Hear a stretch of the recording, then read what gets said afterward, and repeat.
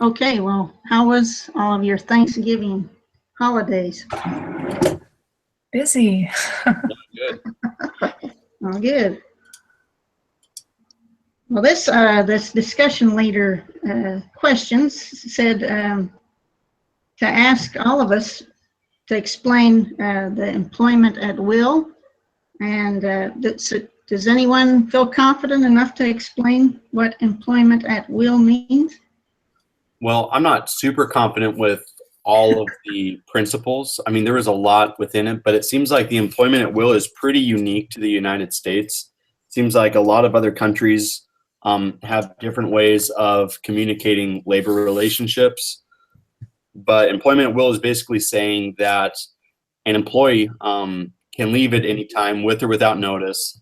And also that in many cases, an employer can let that employee go with or without cause. And like I said, that sometimes obviously there's things like harassment that, I mean, like if it was like a racial layoff or, like there was some sort of motivation that wasn't just as to why you let that person go, that could be challenged. But that's kind of what I understood about employment at will. Oh, that's excellent. So there were some exceptions. Can you think of one, Michelle? One exception? Exception for what exactly? Employment at will, one limitation. Oh, well, a lot of limitations came into play with some of the federal laws that, I mean, it sounds like, oh yeah, they can do whatever they want, but really, they really can't. Like when it comes to illness or harassment or, not liking how someone looks or, their sexual orientation or things like that, they can't. I pulled out the wrong stack of papers for the wrong class. I'm sitting here looking at lesson 12 from another class. Hold on. Maybe Devin and Marlea would.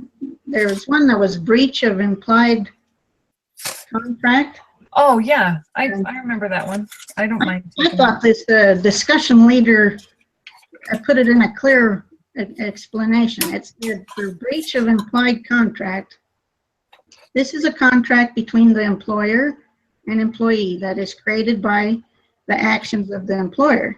The employer could imply that the employee will have continued employment by making statements about how well the employee is doing. The employer could also create an implied contact through an employment manual that details determination practices. For example, a 3 strikes policy that says they have to give you notice before hiring. Then there are 2 others they explain in our paper. Does Devin or can you think of another exception? There's the public policy one, the violation of public policy. So like, different states have different laws and stuff about this. But like, from my understanding, like, it talks about the whistleblower stuff where you can report things without fear of termination. Stuff like that. Is that what you're looking for? Yes,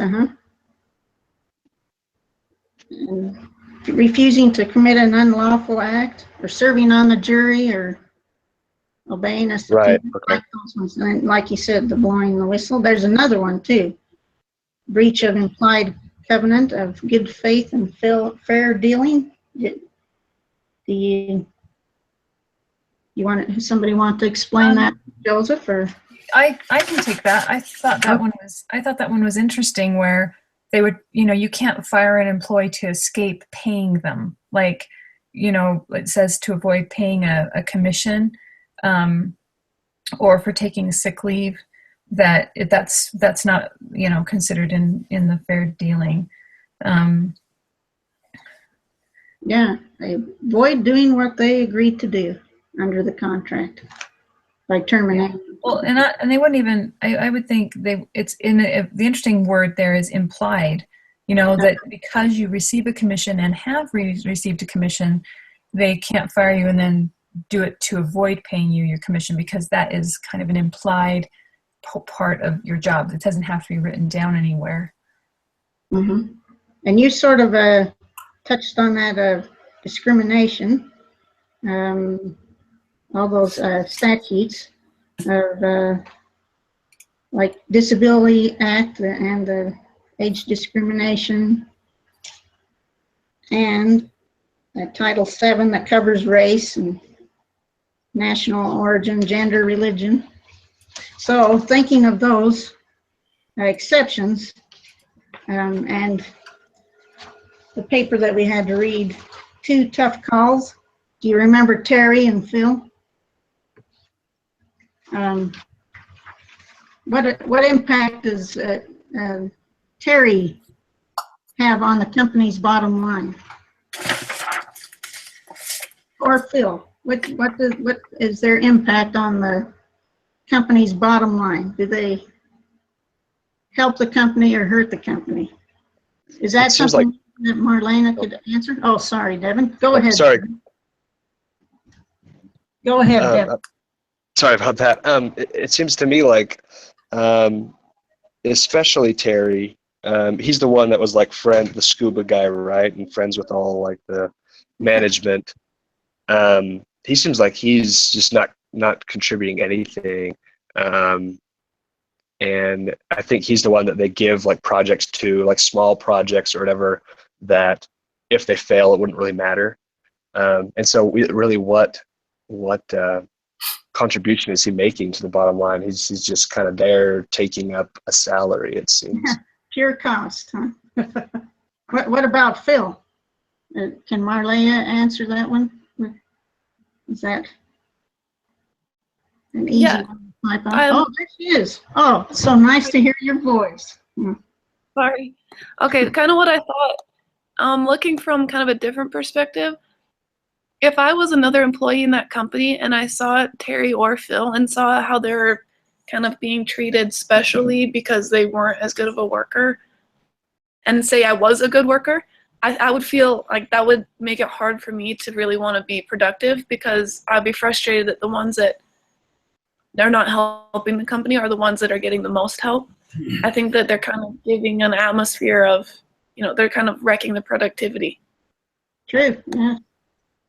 So Joseph, what obligation does this manager have towards the company based on all that information? Let me see. I'm sorry, what was the question again? Oh, what obligation does the manager, the person who's wrote that paper of the Two Tough Calls, what does she have? What is her obligation to the company based on Terry and Phil, what we were just talking about? I think probably part of what she has to do is, I don't know if this is what you're looking for, but this is kind of what came to my head, is she kind of has to decide whether or not to lay them off. Yeah. It sounds like with Terry, it doesn't sound very promising for him. It sounds like I know they mentioned like a PIP, like a personal something performance. I don't remember what it was. Performance improvement plan? Yes. Mm-hmm. And basically, I remember reading the manager was mentioning that basically if you put someone on a PIP, that they were going to get fired. And I remember there was a specific thing that they were just like waiting for you to slip up. So I don't know, like it sounds like she's kind of obligated just because they've also ranked poorly in the performance reviews like Terry has. Like this kind of sounds like she's probably going to have to lay them off or let one of them go. All right. So is there some legal obligation that based on these employment at will and exceptions, what legal obligations could the manager have to Terry? What exception did he use? Yeah, they did have a contract. So I remember that, well, I don't know, because I remember, I'm trying to find it in the reading. I remember He was older, huh? He could use that age. He was older. He could use that age discrimination. Yeah. Mm-hmm. And, the other thing is they all said that they kind of thought that the boss kind of had like a personal issue or vendetta with Phil. just because they said that Phil had like always called him out. And let's And see, he there was did get this, sick too, Phil. yeah, it was kind of like no, I don't want to say discrimination because I don't know what you would discriminate Phil against, but I mean, I guess it is kind of discrimination because even when, you know, Terry is like horrible with his performance, but when she asked the boss who he wants to fire, you know, they choose Phil, you know, because he just really had kind of like a hatred for Phil, even though Terry like wasn't that great either. I don't know. I read the article pretty late last night, so I'm a little bit Well, beyond the understanding, but do you have anything to add, Michelle, to that? What's the legal and what's the ethical obligations of this manager to the company and to the employees, the other employees, huh? And yourself. Yeah, I think most of it's an ethical thing. The legal obligations, I think, connect more to the individual employees. Like, if you know they can't fire a person because they're sick or because you don't like their politics or something. But so I think primarily the issue is ethical. How are they affecting the overall team? I mean, it says about Terry that his contribution was actually nothing. And she says, I don't think he knew it because he didn't know that his job was more than asking people for ideas and writing them down. He thought he was doing his job. Everyone else knew that he wasn't. So, you know, the obligation there is to either help him understand his job or, you know, and to me, I thought, you know, it's not doing Terry any good either. It's not helping him advance or grow or anything. So, you know, sometimes getting let go isn't the worst thing, especially if you're not a good fit. You know, you're in there because you're, you know, friends with so-and-so, but it's not really doing anything for you or the company. And the ethical obligations with the other one is, I noticed in talking about Phil, he said that he came from another company and that he didn't really understand the structural kind of social environment. So he was awkward with the company socially. And so you either, you know, deal with the communication issues and help change that environment, or, you know, and if he doesn't respond to that, then yeah, you move towards, you know, your obligation to the company to have the right people, and you let him go. This manager is really put in a hard place, wasn't she, with Terry, when the manager before gave him really high scores. Well, and the manager also said, you know, the manager's like wants to keep Terry and get rid of Phil, and this person says, well, Phil has way more possibilities than Terry. So, you know, you think, if I choose Phil over Terry, is that going to hurt my job? You know. Oh, wouldn't you know? Somebody call. No. Sorry.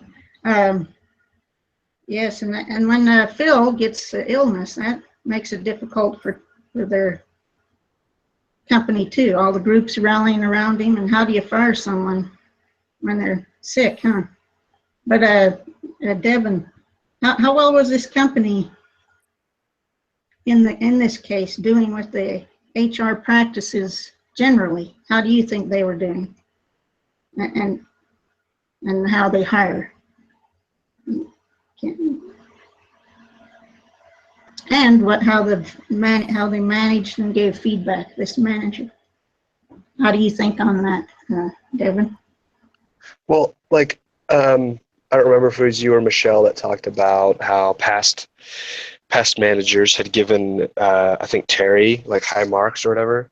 And so probably it could be improved, because you think what type of effect does the top management's view of the person have on events, performance reviews? Because, you know, you think if these guys like Terry and he's kind of in their group, and I give him a bad score and management comes to me and is like all irritated at me, I'm not going to be motivated to give him a bad score again, unless I'm truly, you know, ethical and committed to my job. Is that what you're looking for? Yeah. Did you like their performance improvement plan? Any of you? What did you think about that? Did you agree with it? I definitely think they should look for something that's not to fire them, like as we've talked in the past, but to actually improve their performance, not just look for a way to fire them. Mm-hmm. Marlea, how did you think the manager did? Did you think she gave good feedback, and was she a good manager? Do you think she gave clear explanations? And I think she was definitely very blunt, which is good for a lot of workers. Sometimes not always the best for an HR, but she's not in HR, so that's okay. But I was kind of frustrated with how the people above her were like undermining her, or there wasn't anywhere for her to turn to HR. And like they're undermining the managers, telling them what to give for scores, what they expected. And so I didn't like that. I thought maybe the HR could in that case, but I think she did really good. She was really blunt. She's just stuck with a really bad situation of, do I listen to the people above me or do I do what I'm supposed to, yeah, how was she 27? Is that what they said? I was thinking of Marlea, because I thought, wow, I wouldn't mind working with her as my boss. She's so nice. And we had fun last week, doing our negotiating. So I wouldn't bother me to have a younger person as my boss, but maybe that would affect some people. But do you think she was influenced by any biases that would make it hard to overcome? I definitely think she was. I think it would be really hard to have the person above you telling you what to do, and you knowing that, that's not who you are to give in to peer pressure. That's not what your job is. And I think that'd be very difficult. It'd be a really challenging situation. Yeah. Joseph or Michelle, did you have something to add to that about the manager? Did you like how she managed?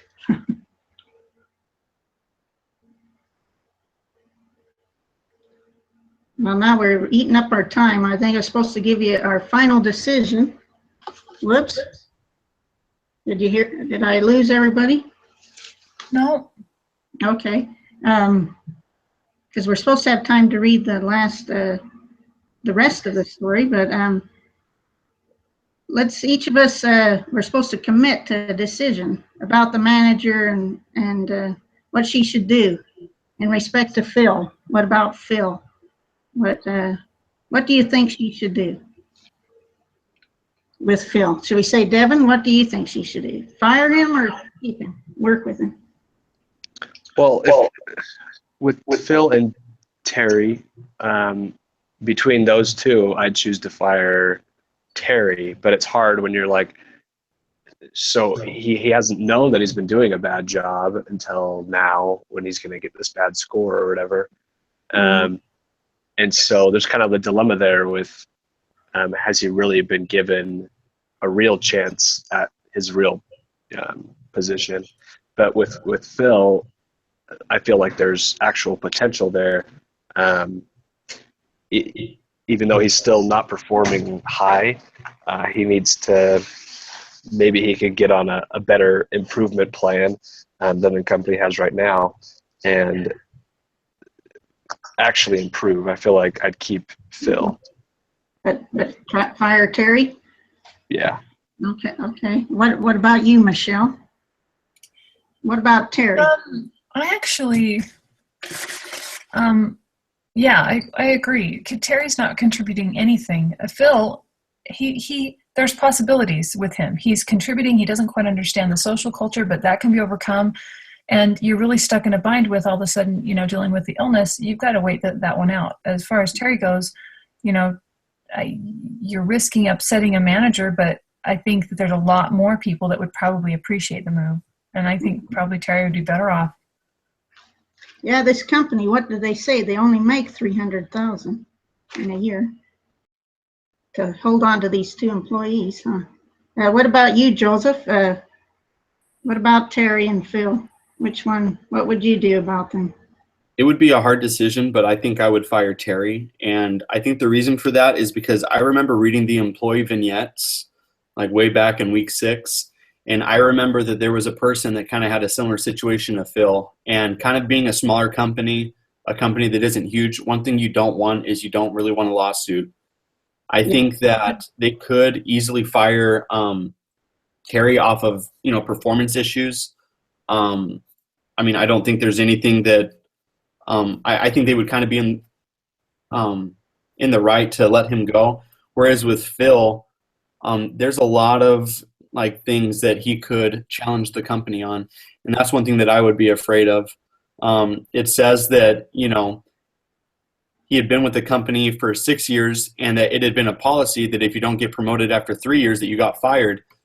But if that was their justification for firing him, I think he could come back and say, well, why didn't you fire me in year 4 or year 5? I think it could create some liabilities for the company if they let Phil go.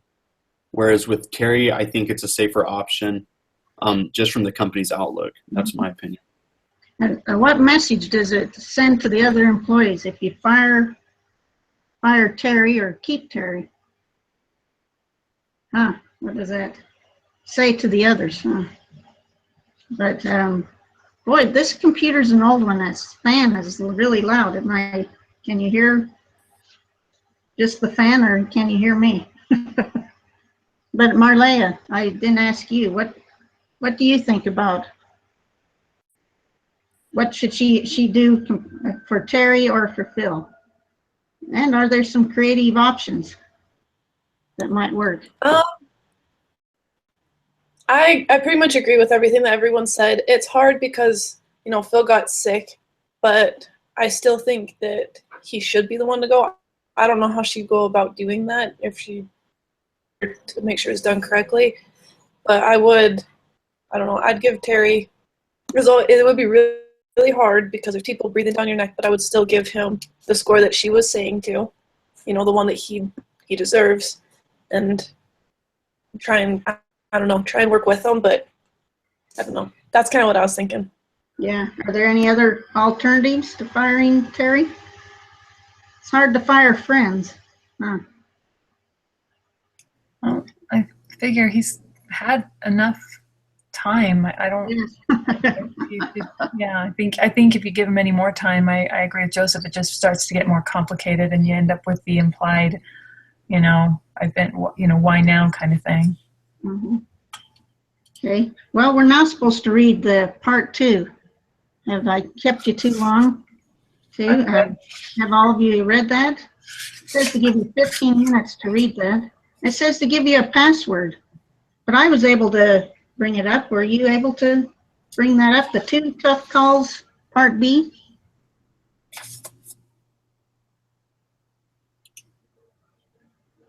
Or dismissing employees, part 2. It says to give you a password, PTCB, but I was able to bring it up and read the rest of it. It's only 2 pages. Should we just read it?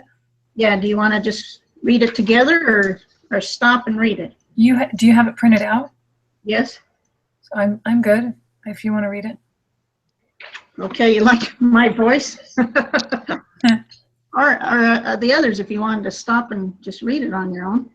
But Terry, it says, Terry, so I decided to give Terry a 2.5. I was very scared about doing it. I sat him down before the performance reviews came in, and I said, Terry, let's talk about what is going to happen when you get your review back. I'm going to give you a 2.5. He said, what? I thought I would get a 3. Terry said he knew he wasn't going to get a 3.5, but he was definitely not happy about my plan. I talked with him and said we had recently hired a lot of people who were really superstars. I reminded him that on interviews, my no hire rate was about half of what most people's were. We now had really good people on the team, and he acknowledged this. I said things like, Terry, let's look at who we've hired. What do you think about Michael? He would say, well, Michael is a superstar. He's really great. He said the same thing about several others. Then I said, these are the people that we are hiring onto this team, and this is the new makeup of the team. How do you think you compare against these people on the team? He was honest and said, I couldn't do what they could do.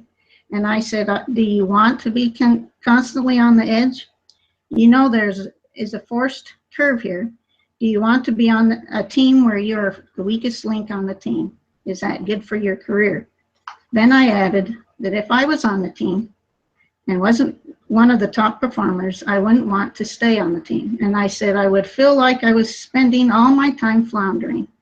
He seemed to accept that. So I said, Terry, listen, what happens after 2.5 is that you get a PIP. I'm not going to put you on a PIP, and I don't want to put you on a PIP. I don't think it's respectful of people to put them on a PIP. I mentioned someone else who was fired, and I told Terry this guy was on a PIP and reminded him of how the guy was escorted to his office and got a half an hour to clean out his desk. I said, Terry, I'm not going to let you go down that path. I like you as a person, and that's just dumb. But if you're not doing well on this team, I can tell you as both a friend and a manager that for your sake, this is not a good position for you to be in. So let's skip past the PIP. Let's forget about all of that. I want to help you find a better job in the company. And if you can't find one, then why don't you go out with a party, a big bang, you know, with your head held high so that you were never on a PIP. It was a pretty heavy conversation, but he seemed to like the result of it at the end. I think he liked the fact that I told him he wasn't going on a PIP, that I wasn't going to do that to him.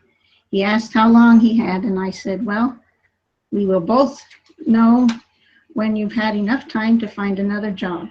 I'm not going to put any hard deadline onto it. Why don't you give it an honest, fair shot? I don't know what that is, maybe 3 months or something. I'm not going to give you a date, but I would think that in 3 months, if there's a position for you in the company, you could find it.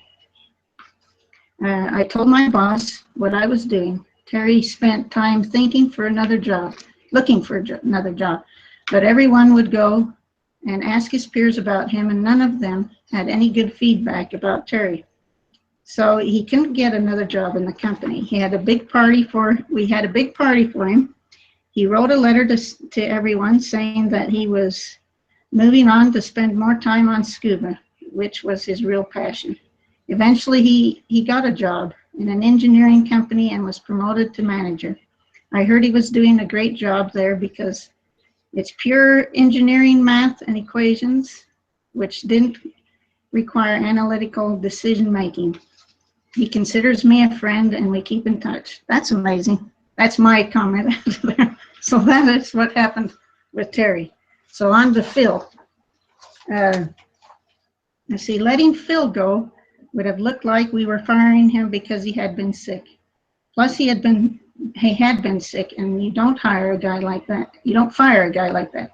And you just rally the whole company around this guy, and everyone is so glad that he has survived and he became untouchable. What happened is that when he was gone, we hired a replacement for him. And I asked HR what happened when he got better and was coming back, and HR said they would create a new slot for him. So when he came back, he had already been replaced. He was just an extra person on the team. It wasn't really a problem for me, except for the time it took to manage him. I also had to make him happy. He'd been there for a long time and had never been promoted, so I had to manage his expectations. I gave him a 3 on his reviews. The time it took me to manage him wasn't a big deal, so that was basically it. Because he knew my boss had a vendetta against him, he decided to leave the soft goods team when I left the company. He moved to another team. It took him because he was a free slot. I think he ended up on the international team, which was the only team that would take him because no one wanted to work on the international team.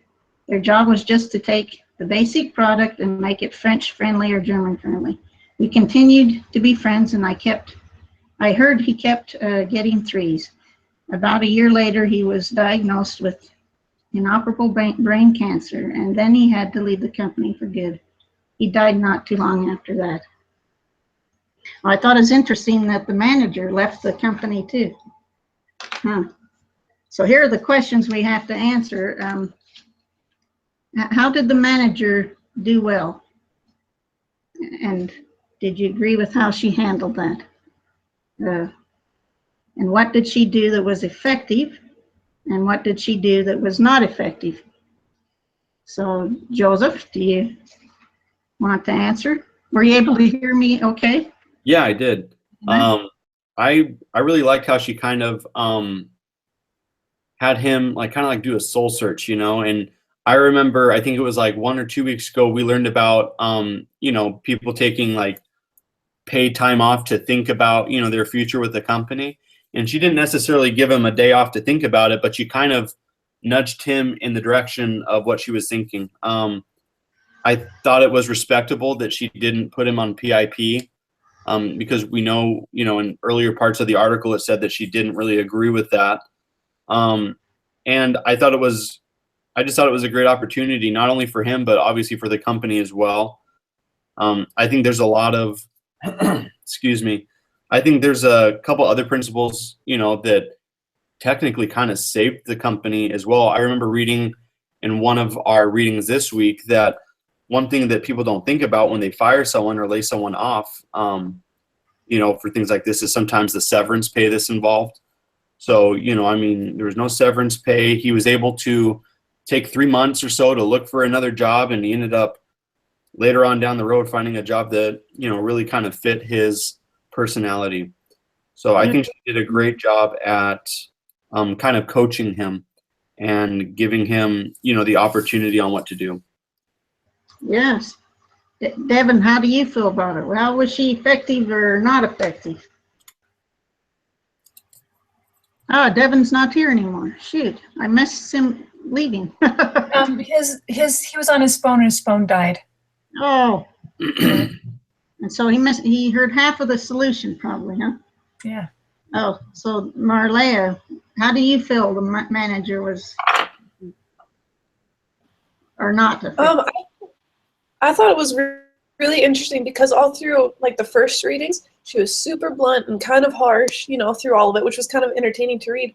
But then I thought it was so interesting how she changed her whole kind of perspective and became a lot softer and really like explained to him. And if there's one thing I've learned from this semester, it's that if you explain to someone why you're changing something or firing them in this sense, people respond to the changes a lot better when you include them and you explain things to them. And that's exactly what she did. And I like the way that she did it. She gave him other options. She explained as to why she was doing it, and she opened his eyes. It wasn't just no explanation, like you're done. And I thought it was commendable to have to read that, to have her see her do that. I didn't really like the thing. Give him a choice. Huh? Sorry. She seemed to give him a No, choice. it's fine. I didn't really. Or did you have something else to add? I didn't really like the Phil's outcome. Like I don't know, kind of looked like it was messy how it turned out. Not her fault, but just kind of how it was placed. Yeah. Yeah. Michelle, what did you think she did well and effective or not effective? My favorite thing that she did was because of the way she worked with Terry, it kind of took care of the issue with the manager. Because if they're friends and he's like, hey, dude, I'm going to make this choice myself. No one's making it for me. She's like, she was, honest with him and saying, this is, honestly, I'm kind of helping him realize this is for your best interest. I'm focusing on you as an individual. So let's work on this. And so he ends up doing really well. And then she hasn't really upset the thing with the manager that really likes Terry, because Terry, I get the two mixed up because Terry left on his own. He just said, hey, I'm going to do it. So as far as Phil goes,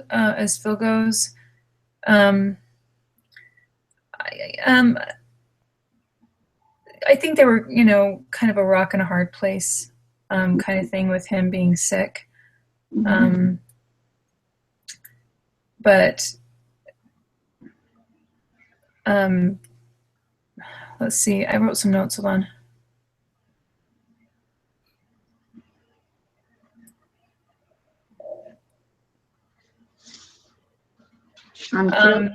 Yeah, just that, man, for being 27, was you say 27 years old?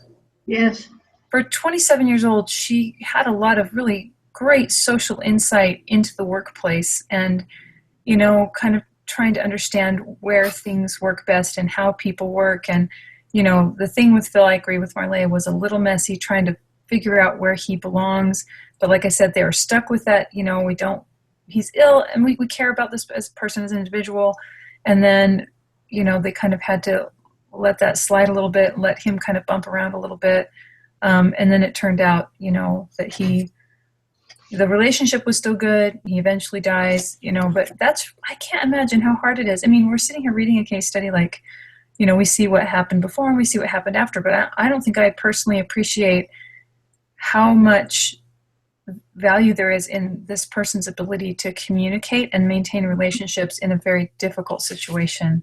I agree with Marlea that, talking to people, making them a part of a decision instead of just coming down on them like, hey, I'm in charge and you're failing and you're not producing, just, kind of working with people as individuals is pretty commendable. Yeah. So now I've kept you an hour longer than I said, huh? But so we can wrap it up, huh?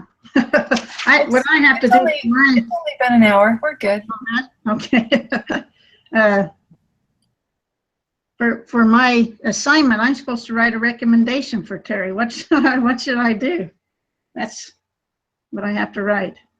But it says to wrap up and talk about what have you learned from this, and for how you can use it in a future situation or apply it.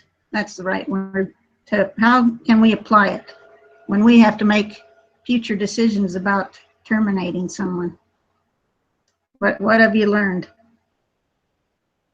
And give me an idea on what to write as a recommendation for this, Terry. Joseph, what did you learn in this case? Sorry, Marlena, do you want to go first? It doesn't matter. I was just going to say that what I learned was just to kind of take the person's feelings into perspective like she did. She was blunt in her thinking, but when she came to face with him, she worked through it with him. Yeah, that's good.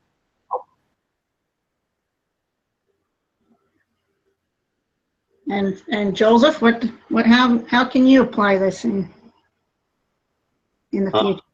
Yeah, I think communication.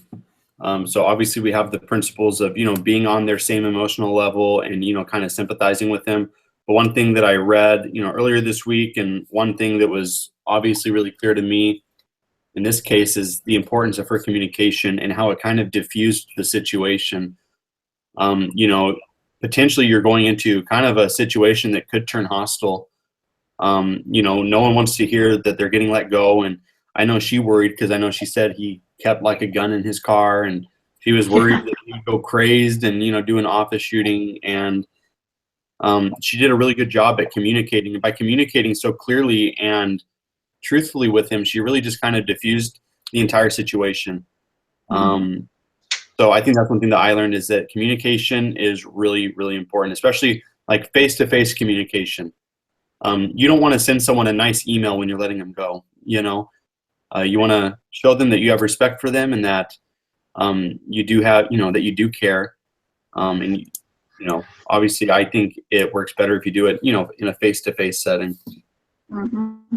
It's hard to do when you have to work every day with them, huh? Yeah. And get your job done. And it's interesting, the first sentence she had it says, I was very scared about doing it. Yeah. So even she was scared. a good thing about this company is they let her hire, the manager, let her hire her team. I thought that was good, that she was able to make a high performing team because she could hire who she could work well with. So, but Michelle, what did you learn about this? Pretty much the same quiet labor? that we've talked about, just the value of communication. Joseph points out that great thing about face-to-face communication and, you know, being honest. And I like that Marlia keeps bringing out that even though this person was blunt, they also were very compassionate.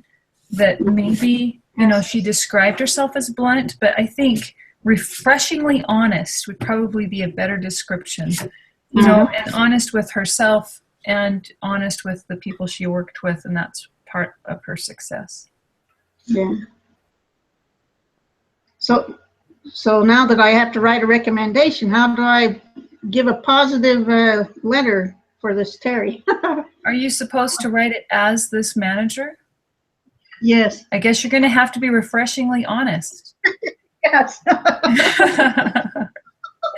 You might have to focus on personality and not work stuff. Scuba diving, huh? Yeah, that he's passionate about, you know, that he has a passion for things and he's, you know, pursuing things he's passionate about. That's something to be valued. Yeah, yeah. Yeah, that's good. But he's not analytical, right? He's not analytical. He was more I think you can be refreshingly honest in a positive way and not focus on his negatives. Yeah. You know, just here's the things that he has to offer. This is what he has to offer. And Yeah. Yeah. Because he was friendly, everybody seemed to like him. Yet they didn't give him a good rating, did they? But see, that's the negative side. So I'll try to be refreshingly positive and honest. Okay, well, I think we're done. So. all right, I'll go ahead and post this Janie. Oh, I appreciate it. I don't know why it was so hard this time. Yeah, no problem. You guys all have a good week and we'll see you next week. All right, you too. Yep. Okay, thanks. Bye.